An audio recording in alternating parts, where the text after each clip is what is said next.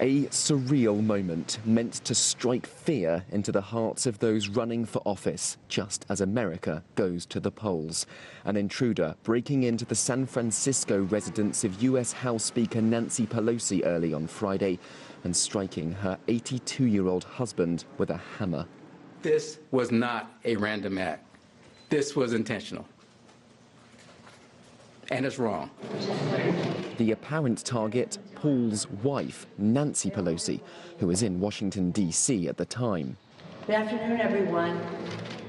Oh, my gosh. The suspects reported cries of "Where's Nancy?" an echo of the calls heard on January 6th by the insurrectionist mob which stormed the Capitol in an attempt to overthrow the 2020 presidential election result.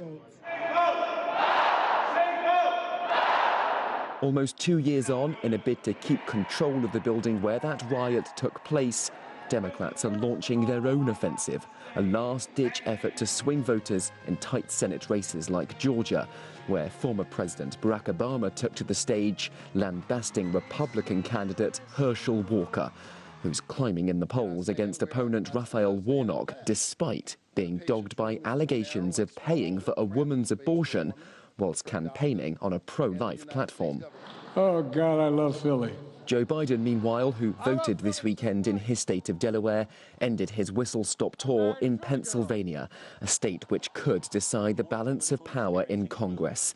There, John Fetterman, still recovering from a stroke, is tied neck and neck with Trump-endorsed Mehmet Oz.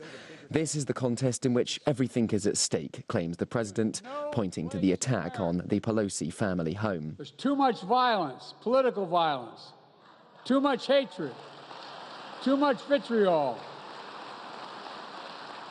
And what makes us think the one party can talk about stolen elections, COVID being a hoax, there's all a bunch of lies, and it not affect people who may not be so well balanced? What makes us think that it's not going to corrode the political climate?